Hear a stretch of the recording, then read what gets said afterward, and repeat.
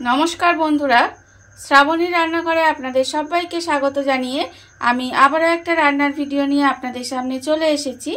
आजकेर आमी आपनादेर समस्त रकम सब्जी दिए एकटा असाधारण रेसिपि बानिये देखाबो।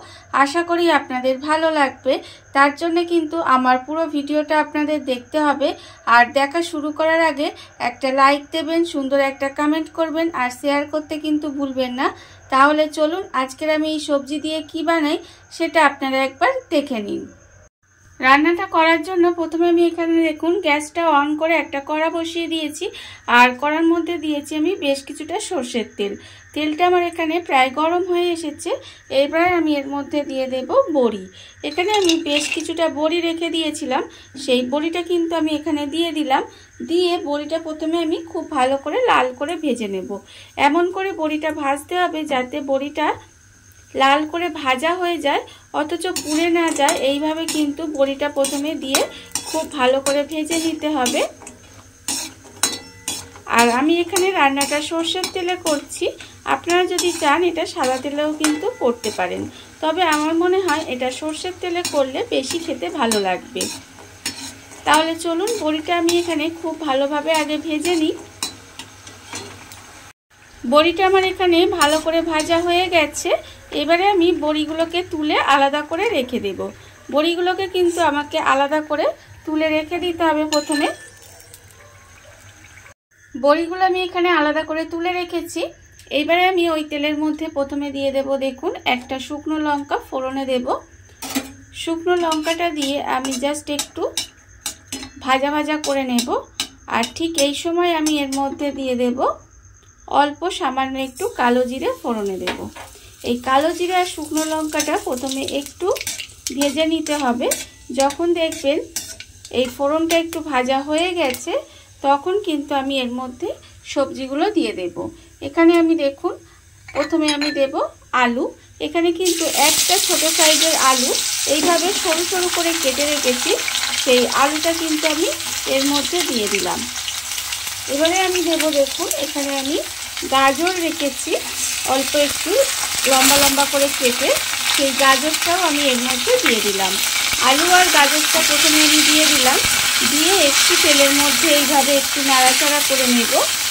দেখুন এইভাবে কিন্তু প্রথমে একটু রান্না করে নিতে হবে। আলু আর গাজরটা দিয়ে আমি 1 মিনিট মতো এইভাবে একটু রান্না করে নিয়েছি। আমি কিন্তু এখন এর মধ্যে কোনো রকম নুন কিছু দেব না।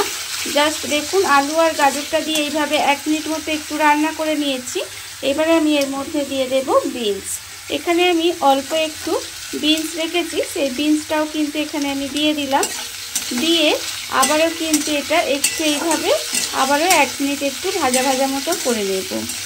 আমি এখানে আমার কাছে যা সবজি ছিল আমি তাই দিয়েই এটা বানাচ্ছি। আপনারা যদি চান এর মধ্যে আরও অন্য কোনো সবজি দেবেন তাতেও কিন্তু আপনারা দিতে পারেন। দেখুন বিনসটা দিয়ে আবারও কিন্তু 1 মিনিট মতো এইভাবে একটু রান্না করে নেব। বিনসটা দিয়ে আমি কিন্তু আবারও 1 মিনিট মতো এইভাবে একটু রান্না করে নিয়েছিলাম। এবারে আমি এর মধ্যে দিয়ে দেব দেখুন এখানে আমি রেখেছি কুমড়ো। এখানে আমি বেশ কিছুটা কুমড়ো এইভাবে একইভাবে সরু সরু করে কেটে রেখে দিয়েছি, সেই কুমড়োটা কিন্তু আমি এখানে দিয়ে দিলাম। দিয়ে আবারও কিন্তু খুব ভালোভাবে এটা একটু মিশিয়ে ঠিক একইভাবে রান্না করে নেব। দেখুন এইভাবেই কিন্তু রান্নাটা করে যেতে হবে। আর এই রান্নার মধ্যে আমি কিন্তু কোনো রকম জল ব্যবহার করব না, ঠিক এইভাবে রান্নাটা আমি করে নেব। আমি কিন্তু এবারে একটু ঢাকা দিয়ে 5 মিনিট মতো রান্না হতে দেব। ঢাকা দিয়ে সবজিটা এইভাবে 5 মিনিট মতো একটু রান্না হতে দিয়েছিলাম। আর এই সময় কিন্তু গ্যাসটা আমি লোতে রেখেছিলাম। দেখুন 5 মিনিট পর আমি আপনাদের আবারও দেখাচ্ছি। এটা আবারও একটু এইভাবে একটু নেড়ে চেড়ে দিতে হবে। নেড়ে চেড়ে দিয়ে তারপরে আমি এর মধ্যে দিয়ে দেব দেখুন গুঁড়ো মশলা। গুঁড়ো মশলার মধ্যে আমি এখানে রেখে দিয়েছি আন্দাজ মতো নুন, 1/2 চামচ হলুদের গুঁড়ো, 1/2 চামচ লঙ্কার গুঁড়ো আর একদম অল্প একটু চিনি। দেখুন এখানে কিন্তু আমি এগুলো দিয়ে দিলাম। আমি এখানে একদম সামান্য অল্প একটু চিনি ব্যবহার করেছি। আপনারা যদি না চান চিনিটা কিন্তু নাও দিতে পারেন, তাতেও কিন্তু খেতে ভালোই হবে। এবারে দেখুন এই সমস্ত গুঁড়ো মশলাগুলো দিয়ে আবারও কিন্তু আমি এইভাবে একটু ভাজা ভাজা করে নেব। এই ধরুন 2 মিনিট মতো এইভাবে আবারও কিন্তু একটু রান্না করে নিতে হবে। সবজিগুলো আমি এখানে দেখুন আবারও কিন্তু 2 মিনিট মতো এইভাবে একটু রান্না করে নিয়েছি। এবারে আমি এর মধ্যে দিয়ে দেব পেঁয়াজ। এখানে আমি একটা মাঝারি সাইজের পেঁয়াজ এইভাবে একটু সরু সরু করে কেটে রেখেছি, সেটা এইভাবে একটু হাত দিয়ে চটকে তারপরে দিয়ে দিলাম, যাতে পেঁয়াজের এইগুলো একটু ফুলে যায়, সেই জন্য আমি এটা এইভাবে দিলাম। দিয়ে আবারও কিন্তু এইভাবে একটু রান্না হতে দেব। আর এই সময় কিন্তু আমি এর মধ্যে দিয়ে দেব পেঁয়াজ কলি। দেখুন এখানে কিন্তু অল্প সামান্য একটু পেঁয়াজ কলি রেখেছিলাম, সেটাও কিন্তু আমি এখানে লম্বা লম্বা করে কেটে রেখেছিলাম, সেটাও আমি এর মধ্যে দিয়ে দিলাম। দিয়ে আবারও কিন্তু এটা এইভাবে 1 থেকে 1.5 মিনিট মতো রান্না করে নেব। সবজিগুলো কিন্তু আমি এখানে 1 থেকে 1.5 মিনিট মতো এইভাবে একটু রান্না করে নিয়েছি।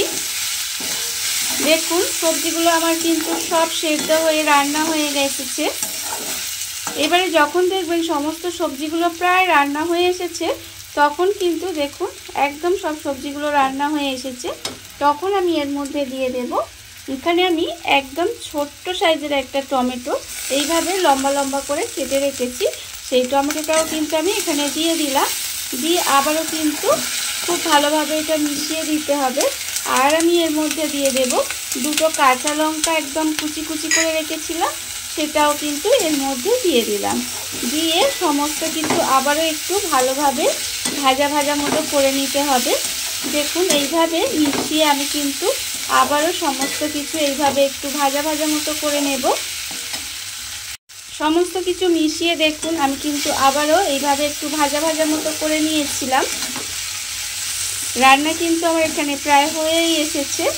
আমি নামানোর আগে দেখুন এর মধ্যে দিয়ে দেব যে বড়িটা আমি আগে ভেজে রেখেছিলাম, সেই বড়িটা কিন্তু আমি একটু হাত দিয়ে ভেঙে ভেঙে রেখেছি, সেই বড়ি ভাজাটা কিন্তু আমি এর ওপর থেকে দিয়ে দিলাম। দিয়ে আবারও কিন্তু খুব ভালোভাবে এটাকে মিশিয়ে নিতে হবে।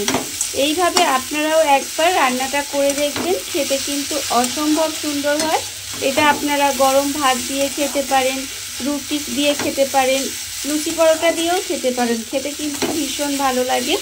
দেখুন বড়িটা দিয়েও কিন্তু আমাকে খুব ভালোভাবে একটু মিশিয়ে নিতে হবে। মিশিয়ে নিলে কিন্তু রান্না প্রায় হয়ে যাচ্ছে।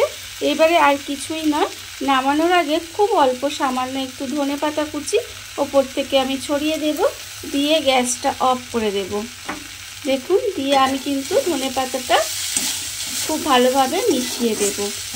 ধনেপাতাটা দিয়ে কিন্তু আর গ্যাসটা অন করে রাখবেন না, তাহলে ধনেপাতার যে একটা সুন্দর গন্ধ থাকে সেটা কিন্তু চলে যাবে। তাই গ্যাসটা অফ করে দিয়ে ধনেপাতাটা মিশিয়ে দিলাম। রান্না আমার এখানে কমপ্লিট হয়ে গেল। দেখুন বন্ধুরা, বাড়িতে থাকা কত অল্প উপকরণে কত অল্প সময় কত সুন্দর একটা সবজির রেসিপি তৈরি হয়ে গেছে, আপনারা দেখতেই পেলেন। আর এটা কিন্তু খেতে অসম্ভব সুন্দর হয়। এইভাবে আপনারাও একবার হলেও বাড়িতে বানিয়ে দেখতে পারেন। আর এটা কিন্তু আপনারা গরম ভাত আর রুটি লুচি পরোটা যে কোনো কিছুর সাথেই কিন্তু খেতে পারেন, ভীষণ ভালো খেতে হয়।